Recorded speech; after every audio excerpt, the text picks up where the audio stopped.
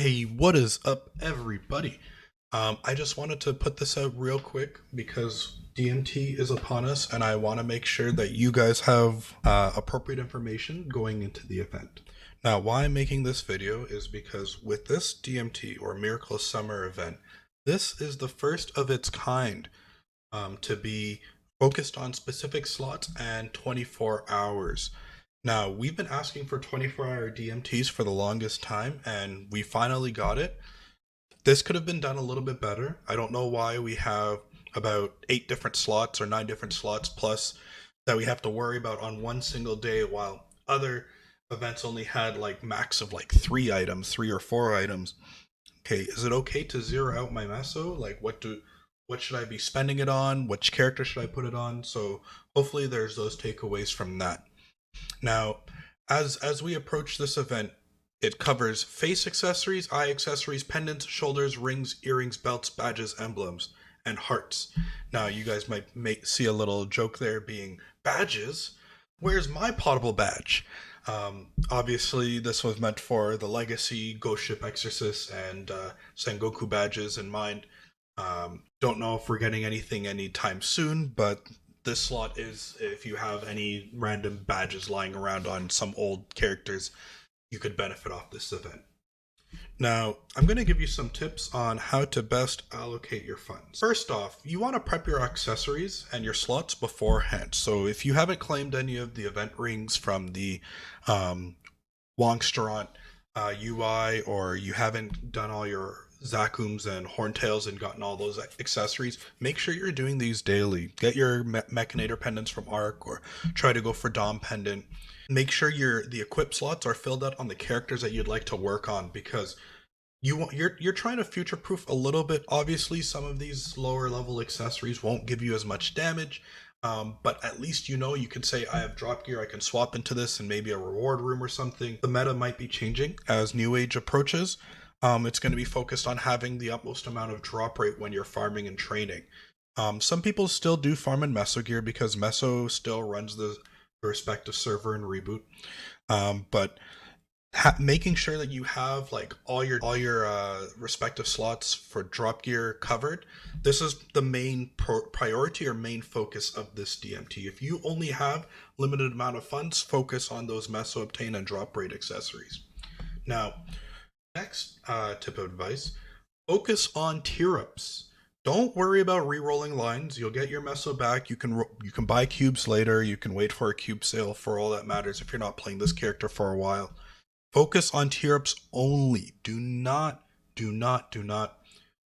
start re-rolling lines and trying to get 2-line or 3-line stat. You can do that after the event. You can do your daily, weekly bosses, Ursus, get your cube money after the event. Focus on tier ups here, because if we are getting another DMT or a Miracle Winter or anything like that in the future, it's probably not going to be for another 5-6 months. So focus on tiering up your characters, and then worry about rolling their lines after. You can, as I want to scroll down a little bit here. As you can see, these are the only cubes that will have any sort of effect. Now, in Reboot, you only have access to the bright and the glowing. In Reg Server, you have the B-Pots and the Violet cubes that you will have access to. These are the only cubes that will work for DMT. No solids, no hards. You can still use those to re-roll lines, so I would save your solid cubes for your re-rolling of lines, and obviously your hard cubes can help you tier up a little bit, but don't go out of your way to use those cubes to try to tier up on DMT. They will not work. The bright cubes, which are the equivalent of black cubes for those of you who played back then, the bright cubes have an increased chance of tiering up your items. So if you have the funds, if you are sitting on a good chunk of meso, I'd focus on using these to assist with your tier. You see all these slots that are being occupied, or that we have to cube for today. That's a lot of slots, and if history shows, DMT is really busy right around the start of it. Make sure, if you're planning on participating in the event right at the beginning, make sure you are preparing your cubes. Pre-purchase them. Have them sitting in your character inventory. That way, anybody else who's rushing to get their cubes, you won't have to worry about that cash shop mess. cubing might be slower as a result of this. They might implement some sort of like safeguards or protections in place, drum up the server. But yes, pre-purchase your cubes ahead of the event. Assure that they are not in the cash shop when you get to them, because you're probably going to have difficulties using them from the cash shop. Prioritize characters who share cash shop. You have, if you're playing an explorer class, you have about 15 classes that you can use the leftover cubes that you don't need anymore on those characters. Yes, I know I just said avoid the cash shop at all costs, but you can still transfer these cubes at a later time and use them on another character.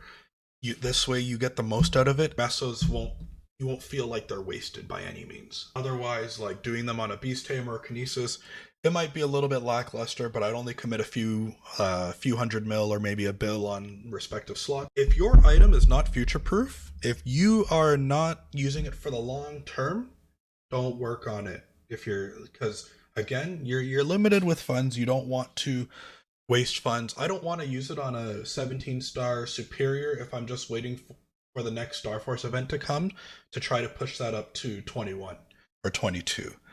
Work on your event rings, your cheap accessories, your Zakum, Horntail, Arcaria, all of those. Get those tiered up, and then you can worry about replacing them with accessories that give you a little bit more damage. This is just to secure the fact that you have Meso and drop gear.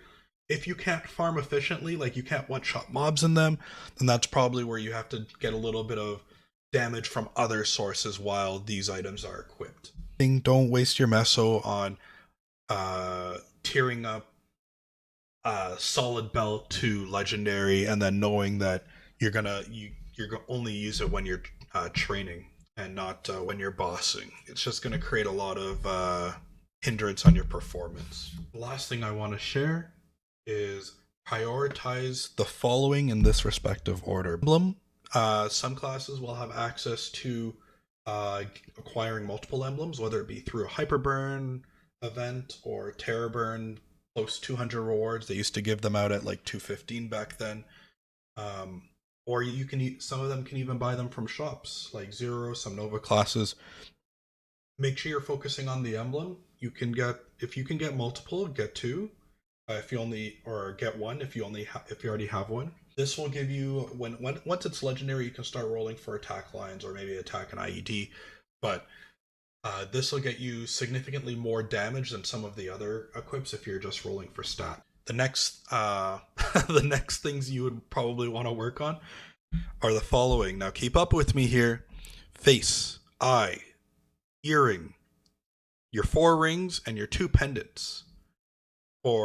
And this is primarily because you're going to be trying to look out for Meso obtain an item drop rate. Cube and prep for training extended periods of time. You have a decent influx of node stones. You have a decent influx of Meso when you're training. These should be the main priority after your emblem. Fill in the blank. You got belt, shoulder, heart, badge. These again are just for stat. You don't have to worry about fixing up their pots. The heart and the badge are going to be relatively easier to cube as opposed to belt and shoulder. But we already know belt's probably going to get replaced. If you're sitting on a superior belt, you're probably going to want to fodder or transfer hammer it up, especially with the ongoing Chapter 2 event. The shoulder, you're probably going to be sitting on Abso. Again, you can prep that as well, but it's going to be there for the short term as you start to work towards transitioning to arcanes. I hope you all receive this information well. I originally was going to do this at the beginning of Miracle Summer, but I didn't have all the information on how it's working, or I didn't fully grasp or understand it. But now this is the most important DMT that you will come to experience this year, because you're going to be able to do all your characters for the whole day. And that's something that you shouldn't sleep on. Now, if you're ever looking for more information or assistance like this, I'd advise you to like and subscribe.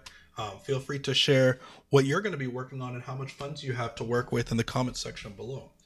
If you ever need any assistance from me, you may join me on my progression journey. You can follow me on Twitch.